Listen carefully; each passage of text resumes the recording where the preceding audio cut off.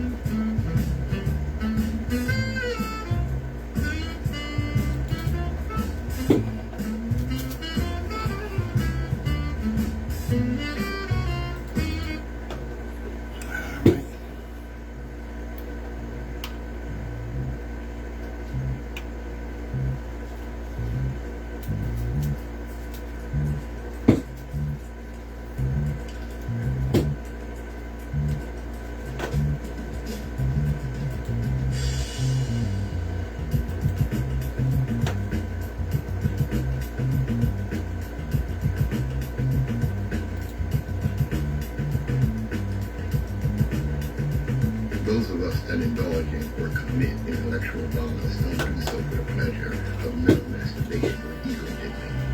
We do so because it changes our impression on people's minds and deep and difficult. Hey, boy. All right. Good morning, my children of the sun. Welcome to the Open Eye on WHGE 95.3 FM. I'm your host, Third Eye Optometrist, Patrice Gibbs. Here to get that eye open. Sorry I missed you last week. We had some technical difficulties with our combination lock. It wouldn't let anybody in the building. It was crazy. But I'm here now, and I'm here to get that eye open. And as we always start, every generation has its purpose. Ours is to reveal the truth and reverse the brainwashing. All right, moving right along. Dear mainstream media, if someone says it's raining and another person says it's dry, it's not your job to quote both of them. Your job is to look out the freaking window and find out which is the truth. We need to know that. All right. Moving right along. Let me get my disclaimer out the way. Okay. The views and opinions expressed on Hey, are those of the hosts, guests, and contributors, and do not reflect the policy or position of WHGE 95.3 FM nor our sponsor, the Delaware Center for Homeless Vets.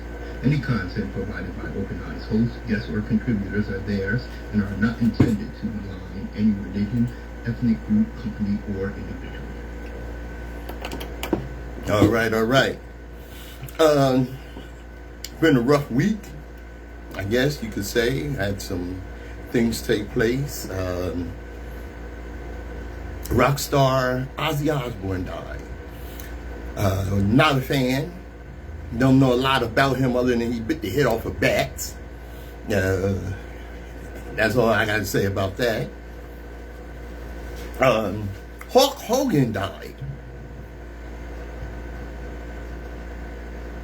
So what? Anyway, what's his name? Chuck Mangione. Jazz trumpeter Chuck Mangione, one of our greats. And of course, Malcolm Jamal Warner. How many of you feel like you lost a little brother? He is a hell of a guy. He was introduced to us on the original Cosby Show. One of the children based on Ennis Cosby, Bill Cosby's son. His character was based on Theo. Very talented young man when he came on, and I'm sure, like most of us, we immediately loved him. He was hilarious on the show, and he was really a great actor. is at best known for his role as Theo Huxtable, and unfortunately lost his life in a swimming accident. Rose to fame as the lovable and relatable Theo Huxtable, the son of Cliff and Claire, played by Bill Cosby and Felicia Rashad. His portrayal of Theo earned him an Emmy nomination and solidified his place as one of the most memorable characters in television history. And of course, The Cosby Show was much more than just a sitcom. It was a cultural phenomenon. Broke barriers and redefined the portrayal of black people on television, African Americans. And Malcolm Jamal's career was not limited to his time on The Cosby Show. All right. It was not limited to his time on The Cosby Show. He was in another popular sitcom, Malcolm and Eddie, alongside Eddie Griffith. He also lent his voice to the beloved animated series The Magic Bus, where he voiced the producer. And his talents extended beyond acting. He proved himself to be a gifted musician, hell of a bass player, and a poet. Hey, Dave, I see you there. And in 2015, he won a Grammy Award for Best Traditional R&B Performance for his spoken word album, which was a testament to his multifaceted artistry. Malcolm Jamal Warner was a true icon, a man of many talents who brought joy, laughter, and inspiration to millions. Yeah, so, and Sister Sherry said that show was one of the few that represented the black family in a positive way. So his passing is a profound loss, but his memory will live on through the countless lives he touched. Malcolm Jamal Warner. Yes, indeed, we cannot forget this brother. He was, like I said, he was a hell of a performer, and he will be surely missed. I'm sure he had a lot more for us. All right. WHGE 95.3 FM, Dope and I.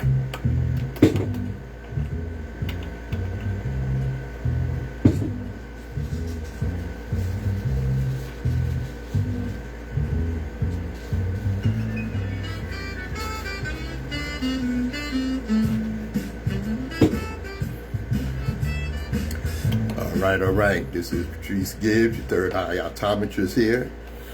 Black men, if you weren't so valuable and didn't have the potential to be so powerful, the world would not be so hell-bent on exterminating your very existence. You know what we need to do? We need to bring back the Deacons of Defense. How many of you know about the Deacons of Defense? All right. Deacons of Defense were Deacons for Defense, were black people who fought back during the civil rights era. Don't get it mixed. You got a lot of people, we just were doing that nonviolent thing and this, that, and the other. And, you know, it's something because a lot of us really didn't understand that Dr. King's stance on nonviolence was a tactic. He believed in nonviolence as a tactic, but he also believed in nonviolence in this way. He understood structural violence. What is that? Structural violence is oppression.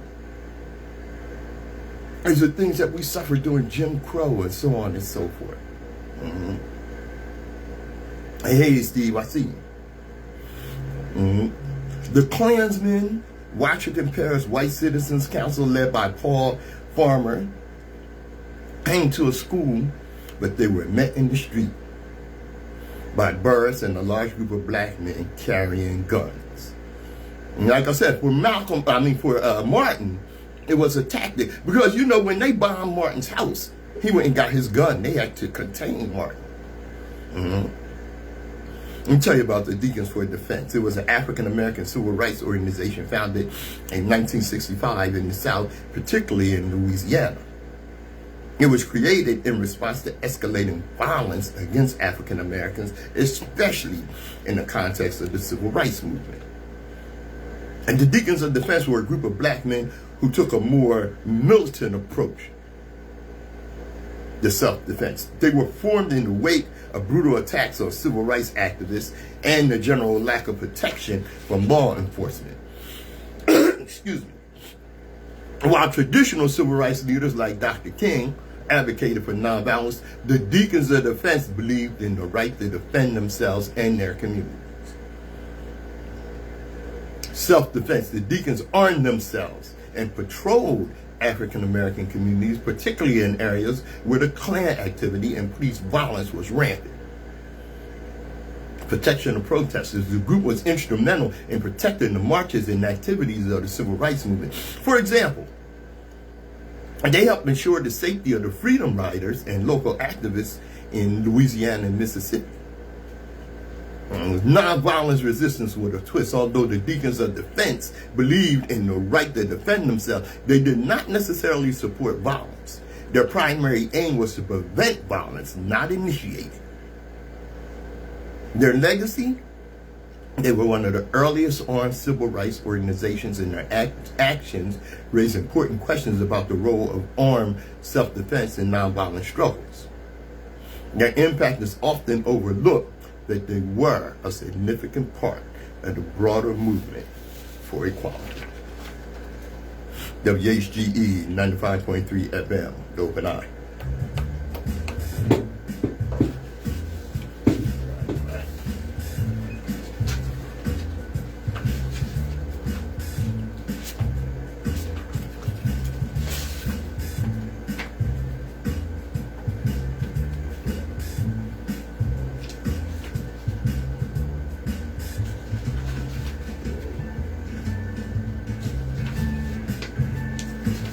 Give me a second here. Okay. Go here.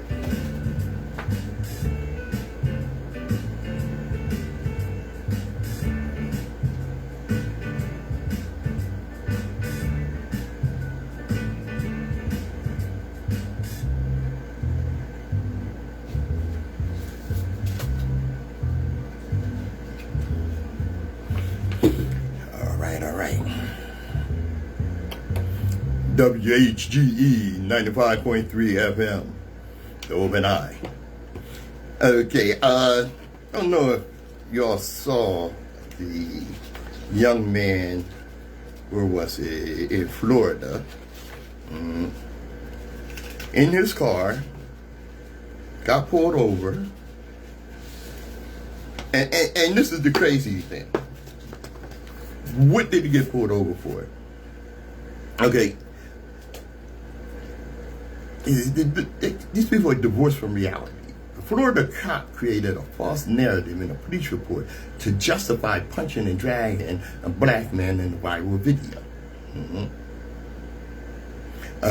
Florida Sheriff's Department has launched an internal investigation following the release of a viral video showing officers breaking a car window, punching the driver in the face, and forcibly remove him from the vehicle. This was in February, during a traffic stop for driving without headlights. Okay, the incident which occurred February 19th involved a confrontation between a group of Jacksonville sheriff officers, deputies, and a black man who has since been identified as 22-year-old William McNeil Jr. Now, that deputy has been stripped of his duties pending an investigation. We're always suspect of these investigations. Because with these investigations, what happens is we investigated ourselves and found we didn't do nothing wrong. BS. And of course, the video sparked outrage on social media, showing a savage encounter that McNeil, with a chipped tooth and 9 stitches in his leg. That's what happened to him. According to an Instagram influencer named Mr. Checkpoint, an independent journalist who analyzes cases of police brutality and excessive force, he was stopped for not having his headlights on. Here's the problem with that. It was 4 o'clock in the goddamn afternoon. And they pulled him out the car and beat the hell out of him. Chipped tooth, 9 stitches. And of course, they were mostly white cops. Okay? The thing is this. there was a black cop there that stood there and watched. All right? Basically, he did more than actually stand there and watch. All right? Of course, they charged him with resisting arrest. He did not. He did not. You know, he was never combative. He never raised his voice. It was amazing how calmly he sat there while they busted out his window. He simply asked for a supervisor, and then they break his window and beat the hell out of him. But you know what? The police report never mentioned that. It's all on video. It never mentioned that. I don't know which is worse. That officer clearly tried to justify his illegal brutality with this fabrication, like that his supervisor signed off on it. And the chief of police is black. How many times have I told you? When they got on that uniform, don't give their pigmentation no consideration. It reminds me of when the guy in Mississippi was beat to death by a group of black cops. Not Mississippi, I'm sorry, Memphis, Tennessee. He was beat to death by a group of black cops. Don't give their pigmentation no consideration when they got on that uniform. And at that time, I found this. I want to repeat it. We learn by repetition. Dear black officer, how long will you be in the house? Because us field-playing folk have hope that you will talk to the master about his cruelty. Your brother was hung yesterday. Couldn't you see his body swinging from the reposted web window in the attic where they keep you? Black officers, do you know where the origins of your profession are? From your career path, started as a lie in wait game to catch your cousins on the run. You haven't been more than a private property patrol for hire. That's why you stand in front of the bank we just set on fire. I bet they denied your business loan too, black officers. Could you ask the master why they killed your sister, Sonia Mason? She always said yes sir and yes ma'am, never raised her voice or her hands except that one time she denied the master's advance. Black officers, could you stop turning the whip on your own people? Your master said they had to be punished, but do you even know why? Are you carrying your brothers to the furnace because they actually did wrong, or the politics of the land would rather them die? Black officers, when you look in the mirror, do you see black or blue, civilian or civil servant with no civility in your servitude? You must not know the numbers. Over 50% black for nonviolent offenses. Over 50% of mothers and fathers, sons, daughters being ushered into a system that creates nothing more but more problems. And it is you who escorts them to the noose. I mean, how does it feel, black officer? Black officer, have you read the new Jim Crow? Do you know exactly how private prisons grow? Is your conscience red line like the neighborhood you patrol, black officer? When you see us across the perimeter, do you make excuses for your position like, I'm just trying to make a living, yet building your provisions on the system that is financed by throwing black people inside a prison? Black officer, are you really fighting crime or a rich man's war? Do you feel the same anger when you get followed inside of a store? I have to wonder about that. Black officer, how long will you participate in the oppression of your own? This is Open Eye, WHGE 95.3 FM.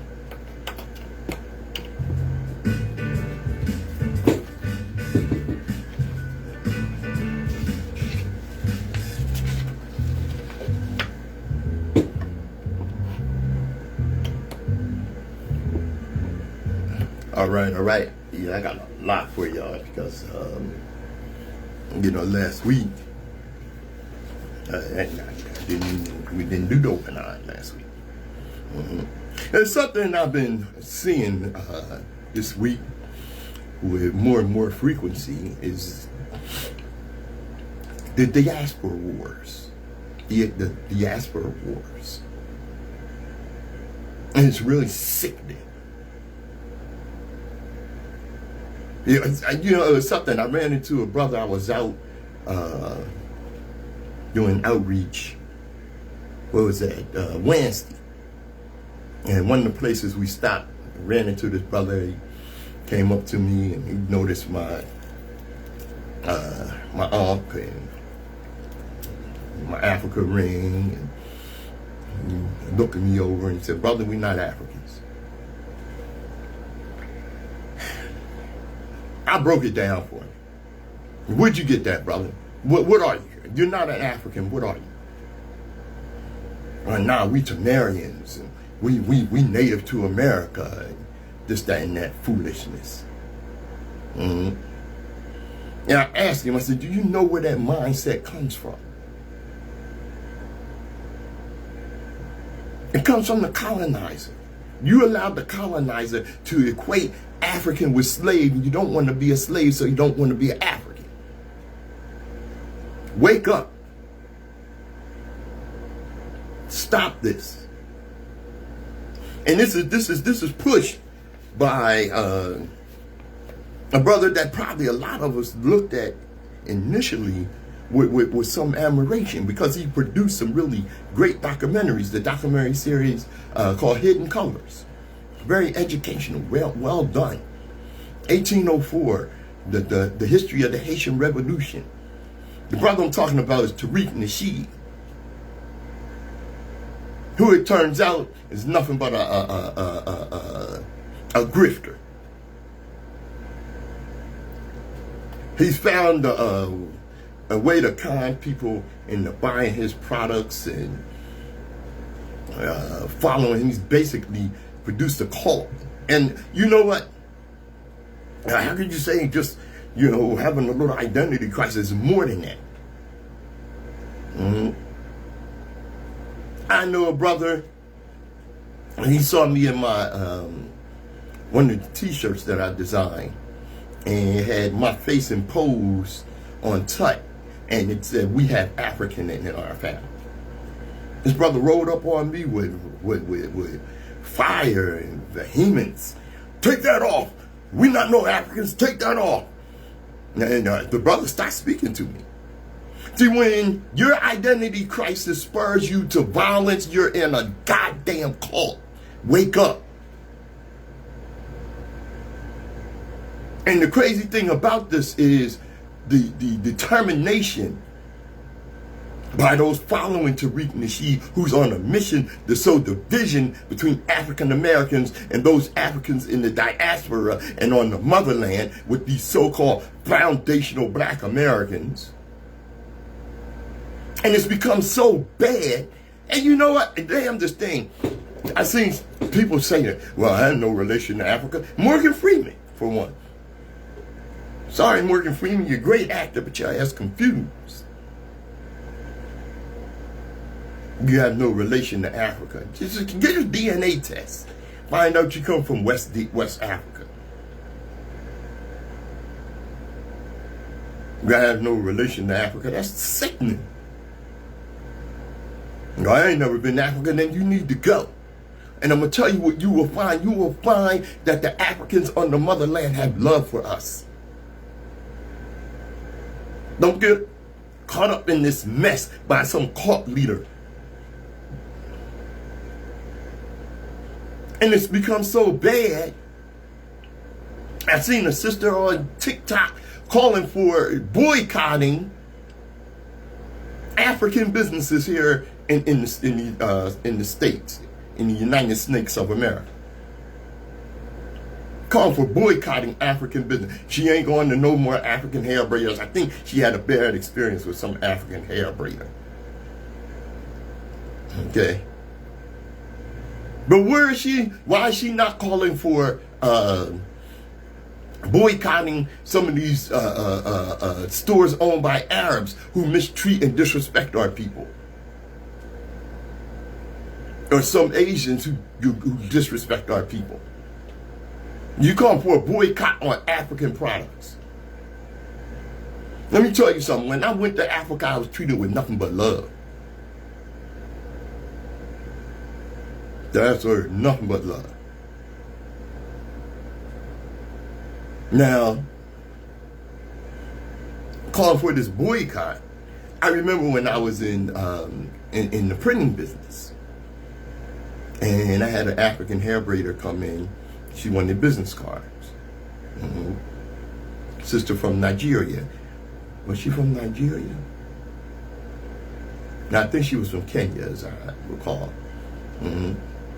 But she had friends from Nigeria, Kenya, and other places. She spread the word there was a black man downtown making business cards. And the next thing I know, I had hair braiders coming in from all over Newcastle County, even as far away as Dover. They would bypass other businesses. You come bring this black man their business. And you out here calling for a boycott. Calling yourselves Tamarians or something. Those of us that are critical, we call you pretendians. And you're pretending. Where's your literature? Where is the literature that shows the history of your pretending ass? There is none.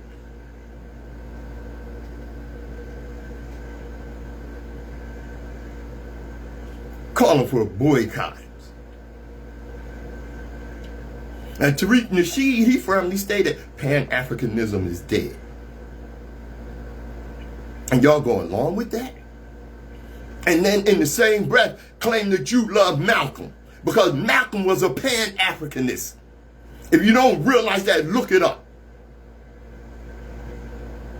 One of the reasons that Malcolm was so dangerous, because he called for the unity of black people the world over. He went on a trip to Africa and was received like he was a head of state. Malcolm. And he asked his African brothers for support for the oppression that the African in America was suffering. And he was greeted with love, honor, and respect. God be damned. Tell you what Tariq Nasheed is, you know, a effing colonizer.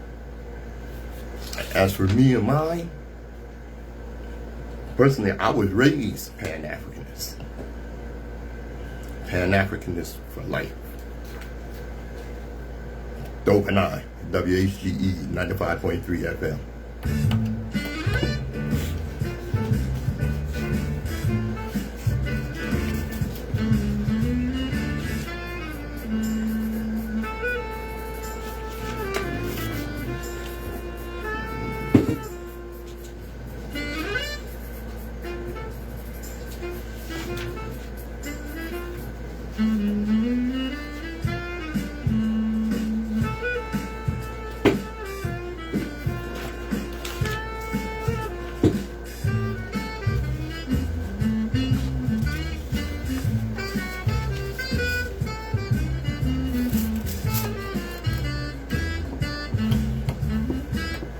Patrice Gibbs, third eye optometrist. All right, still got a lot to cover here. Moving right along. Hey. He's on that list.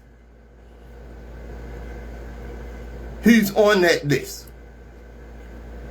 Adjudicated rapist. And the more that comes out about the Epstein list and about the Orange Disaster's relationship, Mr. Dumpy Diaper, to Epstein, the more it becomes obvious that we have a pedophile sitting in the White House. Face it, MAGA, if your president's name weren't all over the Epstein files, they would have been released, unredacted, printed, and bound in $500 special editions. signed by Trump, recorded as an audio book by James Wood and Mel Gibson, and tattooed on Lauren Boebert's ass. That's from the Middle Age riot. Yeah, you can believe that. It just amazes me that this sexual predator still has any support at all. And if you're just realizing that the tangerine tyrant is a sexual predator connected to Epstein, remember, he also lost the 2020 election and then caused an insurrection. He stole national security secrets.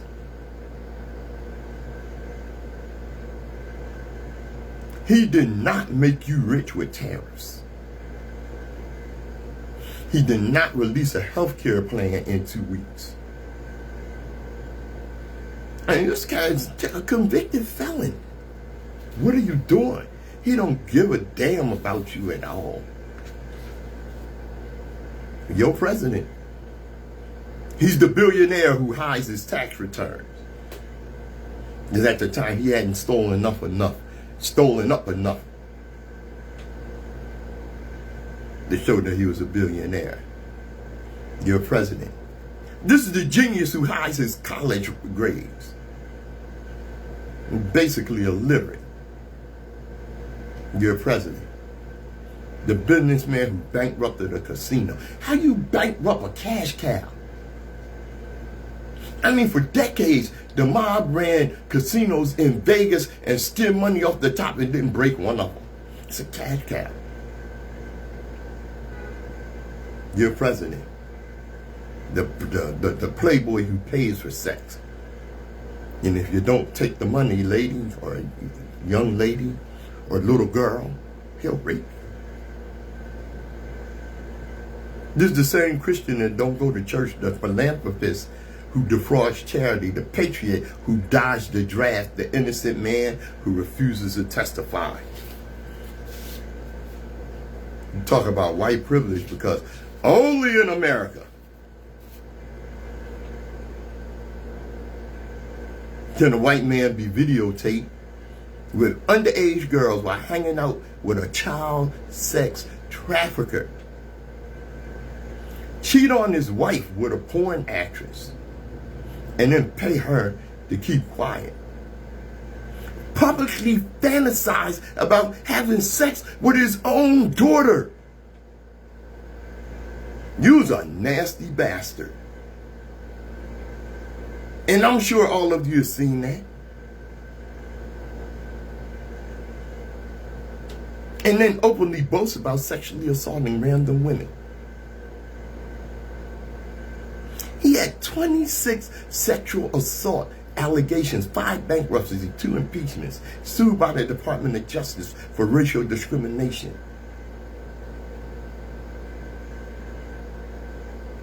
Convicted of 34 felonies, 91 criminal charges, and still be considered a good Christian by white evangelicals. And re-elected President of the United States. I just can't understand, man. Man, this is an awful cat. I mean, come on, man. He lied about the money his father gave him. He lied about his bone spurs. He lied where his father was born. He lied where Barack Obama was born. He lied to his first wife while sleeping with his second. He lied to his second wife while sleeping with his third, and lied to his third wife while sleeping with a playmate and a porn star. He lied about his fake university, his fake charity, his fake net worth. He lied about helping clear rubble at Ground Zero, about his businesses, about his taxes, about the size of his inauguration crowd, about his perfect phone calls, about the hush money he paid, the sexual abuse he committed, the classified documents he stole, the insurrection he incited, and the election he lost. For sure, he's telling the truth about Epstein. Sure. WHGE 95.3 FM, the Open Eye.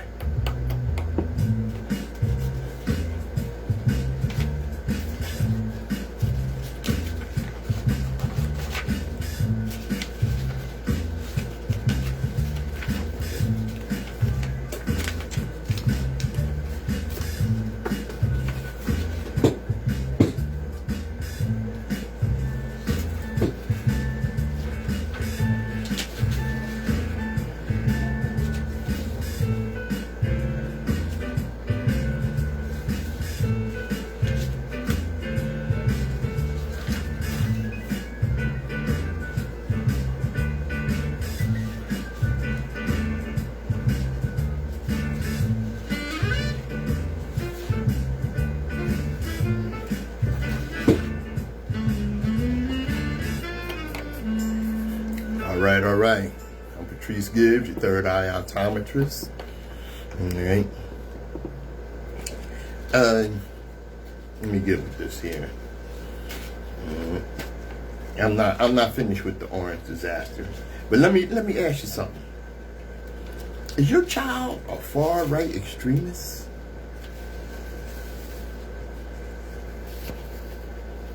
Here's warning signs. Expresses sympathy for poor and working people. Expresses concern over the treatment of marginalized groups.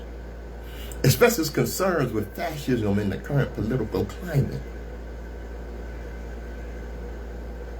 Accepting all sexualities, religions, genders, races, and what have you. Wishes for a world where all people are treated equally. Takes an interest in history and philosophy, and talks about solving various injustices in society. Our mainstream now looks at that as extreme. Socialism. How crazy these people are. Okay? What we shouldn't do is normalize the tangerine tyrant. It amazes me how dumb this cat is. I mean, when it was raining brains, he put up his umbrella. To be clear, he is a man below average intelligence. That's putting it lightly. I mean, you got somebody who was born rich and failed upward all his life. And you talk about willfully unqualified for the job he's in. And all he does is hide his inadequacies with bluster. He's not dangerous because he's big. He's dangerous because he's small and stupid. But not stupid and not so stupid that he wasn't able to con you people. He can't even read. So he doesn't, he owns no books. If he does, he never opened them. Oh, breaking news. The Trump library burnt down. Yeah. And all 2 books were lost. In another tragedy, he only finished coloring 1. He has no real friends. Doesn't like music, no curiosity, no patience, no integrity, no compassion, no empathy, no loyalty, no conscience, no courage. He has no manners, no respect, no character, no morality, no honor, not even a dog. What a sad existence it must be not to enjoy the private narrative of your favorite book. Or know the counsel of a true friend.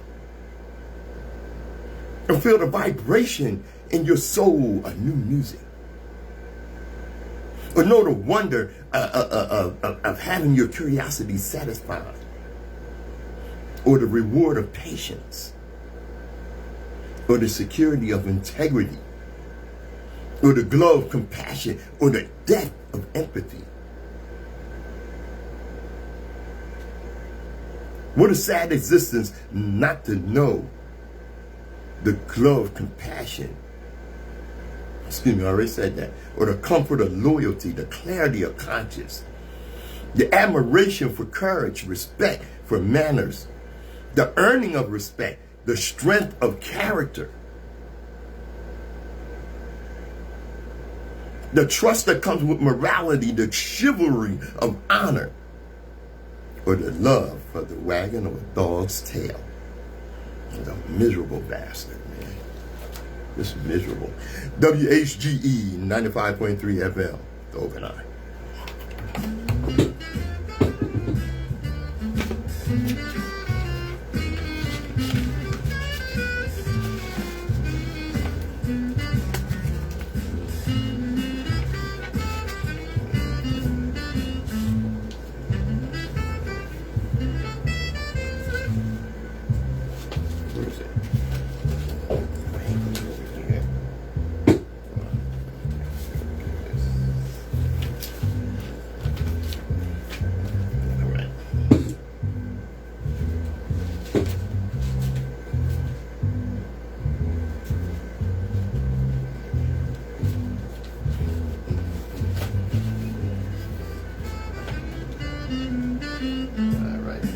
right, all right. I'm with you, y'all. I'll be right there.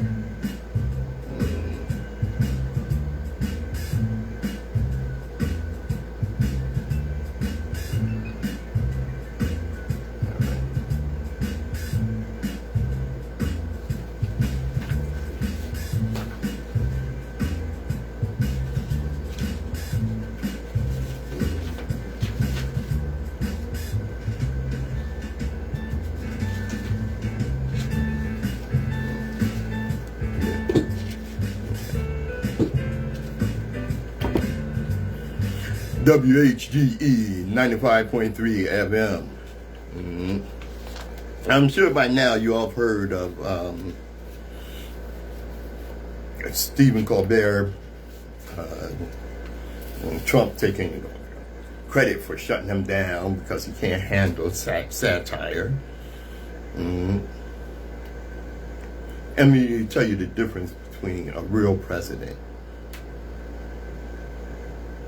and a moron that has no business in the job. When the Smother Brothers sent an apology to Lyndon B. Johnson for their satirical jokes, Johnson responded with this memorable quote. "It is part of the price of leadership of this great and free nation to be the target of clever satires. You have given the gift of laughter to our people. May we never grow so somber or self-important that we fail to appreciate the humor in our lives." That's how a real president responds to political satire. And of course, when you got a thin-skinned, ignorant idiot who can't stand somebody making a joke on him, and as you know, most comedy is rooted in reality. The best comics bring you social satire and are very astute social observers. And we got the it's been over a month now that the big beautiful bill passed. I'm sure you've heard of it by now. This is why you're not feeling it yet.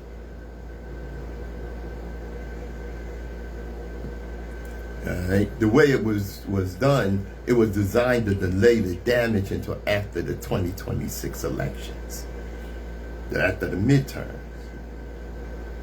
And here's what's coming, but not just yet. These are cuts that are coming after the election. Medicaid work rules. It's coming in December of 2026. That's the plan. Food aid restrictions. That's coming in late 2026. Clean energy credits in. All this is going to happen after the midterm election. Student loan changes. Affordable housing cuts. Rural hospital funding declines. Why is this being delayed? Because politicians want your vote before you feel the impact. The harshest parts are hidden until after the ballots are cast. And by then it's going to be harder to stop. Stay alert. Spread the word. Know what's coming. Watch what's delayed, not just what's announced. Pay attention. All right. Still got a lot more for you. Let me see what I'm gonna cover here. Let me tell you something, Democrats. Every time you open your mouth, you should be saying Epstein list. How's the weather? Epstein list. What'd you vote for? Releasing the Epstein list. Because if you haven't seen some of these videos showing the orange disaster and his pedophilia, and he's making it obvious, this is how arrogant these people are. Everything that comes out of the Democrats should be pointing to that. Say, Congresswoman, It's a very nice outfit you got on there. Epstein list. Epstein list. That's everything we need to be hearing about. And you should just, it makes me think of the Punic Wars. These were the wars between Rome and Carthage. You know why Rome won that war? Because the defeat of Carthage became their culture. Democrats, the defeat and bringing down the tangerine tyrant should be your culture now. Because obviously the people on the other side, because some of these people are willing to let go that he's a pedophile. You're given a choice between protecting children and protecting this monster, because that's what he is. You should be beyond angry. And my fellow veterans, those that are still active duty, you swore loyalty to the Constitution, not to the cat sitting in the White House. You've never been asked to swear loyalty to whoever was sitting in that chair. Always to the Constitution, the rule of law. That's who you're supposed to be swearing to. And with that being said, it's your job to go in there and take him the hell out of there. I charge you with holding up your oath to the Constitution and to the American people. Do your goddamn job. WHGE 95.3 FM, Dove and I.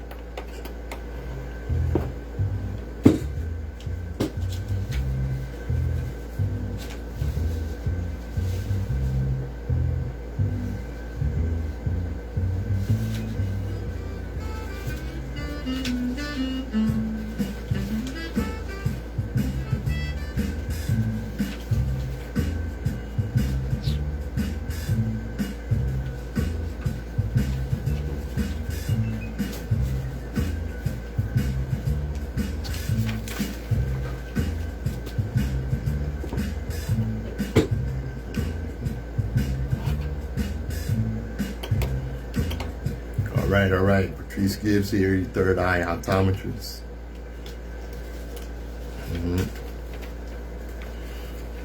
Going back to Africa. It all began in Africa. Yes, Africa. There's really no getting around it. It all began in Africa. From some of us, I can hear the objections right now. People will say, but Africa is a white man's name.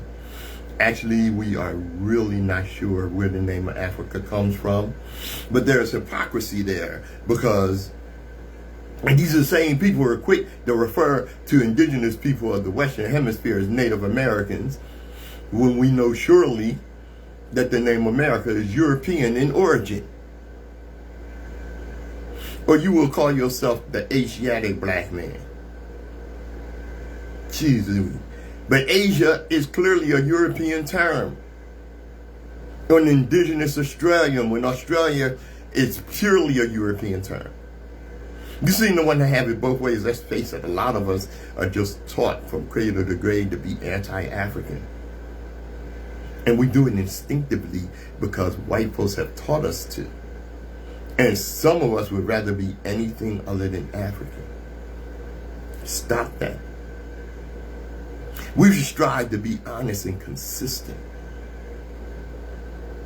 Otherwise, we're just playing with ourselves. Don't run from it. Run to Africa. There's nobody like us. Our experience is absolutely unique.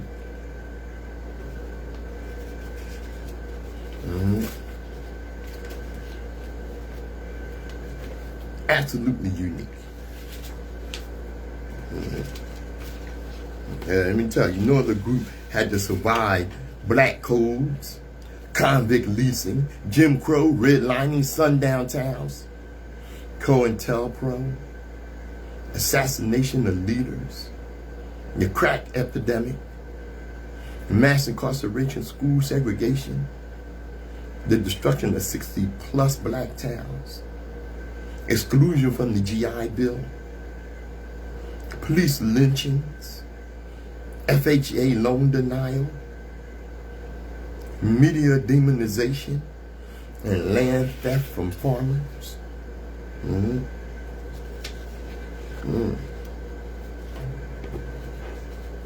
I saw, and I've seen it many times. Well, for one thing, they come up with this idea to have all white towns in America, and they were inspired. I think it's in northern Arkansas that this is started taking place. Damn this thing. Yeah, well, blacks are separatists. And why they have HBCUs and communities only? They want to be. Why they have support for black businesses online all the time and this, that, and the other. Let me tell you something.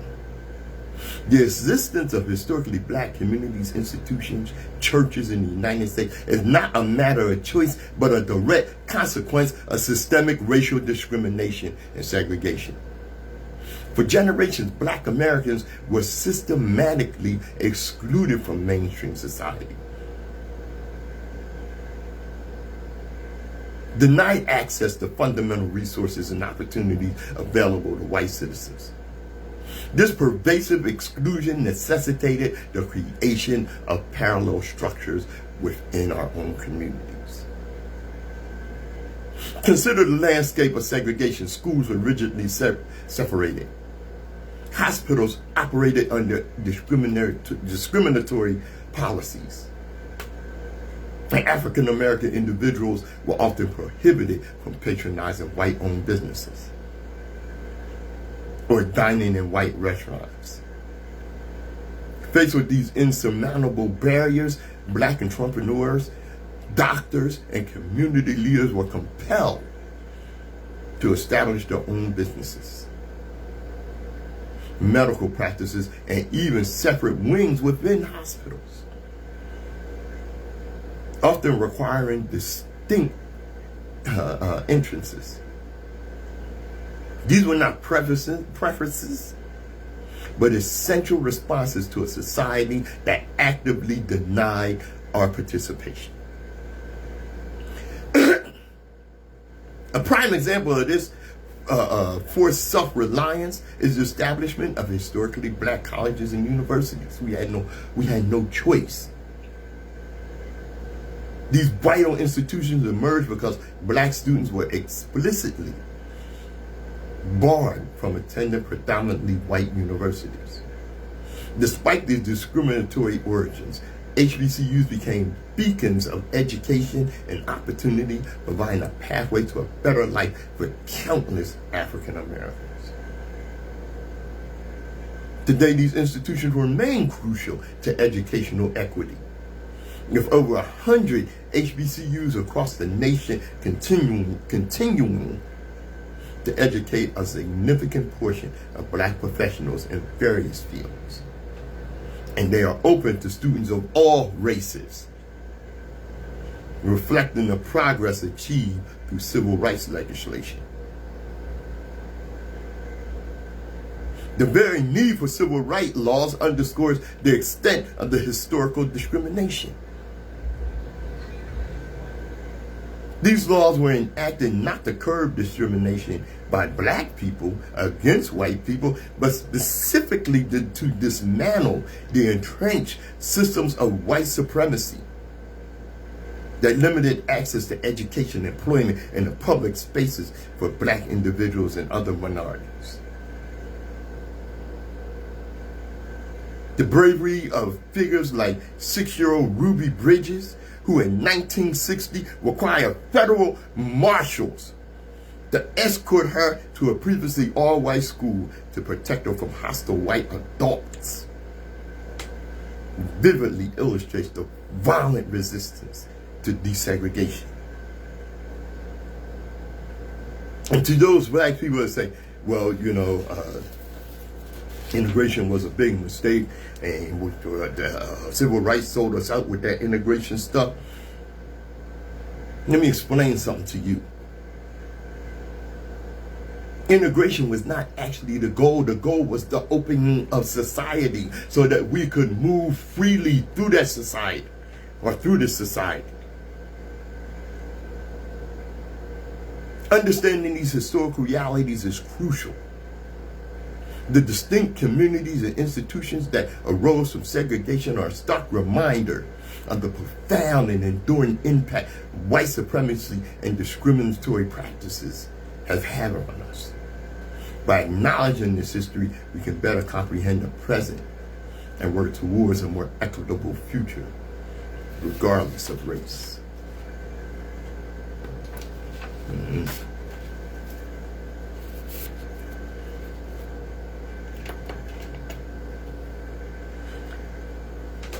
I've related this to you before.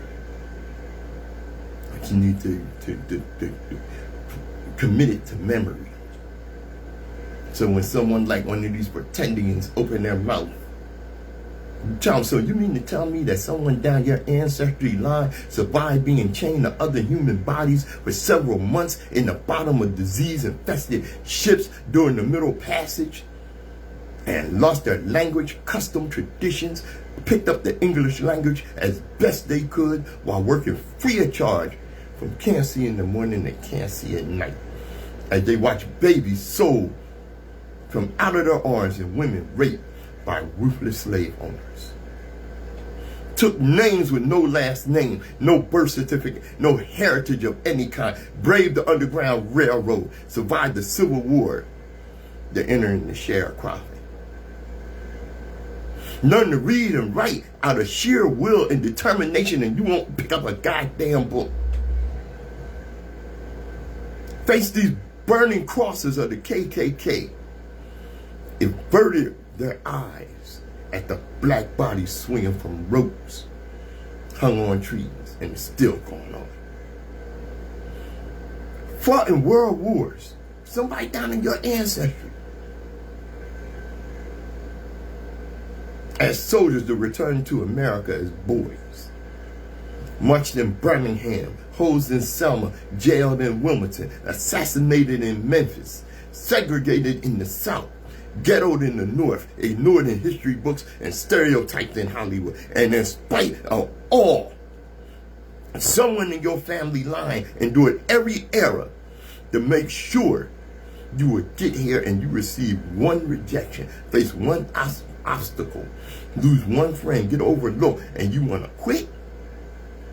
How dare you entertain the very thought of quitting? People you will never know survive from generation to generation so you could succeed. Don't you dare let them down. WHGE 95.3 FM, the Open Eye.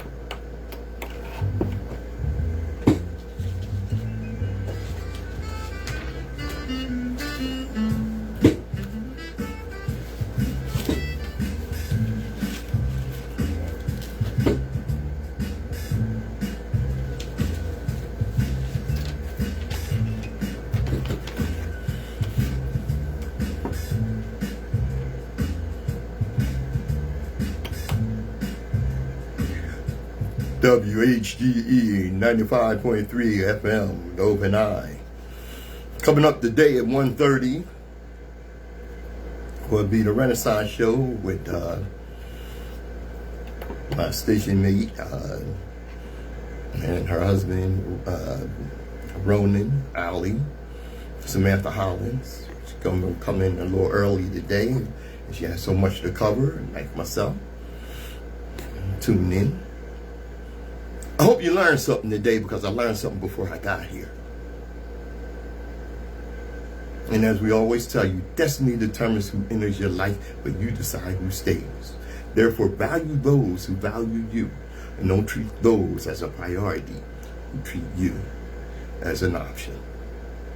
This has been Open Eye on WHGE 95.3 FM. I'm Patrice Gibbs.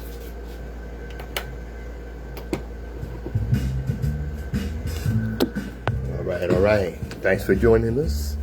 I know I was a little all over the place a little bit today, but I had so much. And I wanted to make sure I brought in some stuff from last week. And for you pretendians, remember Malcolm, Martin, Garvey, these were all Pan-Africanists. And we watching Africa rise. Like I always tell you, global African supremacy. It's a reality that we're going to have to embrace. Thanks for joining us.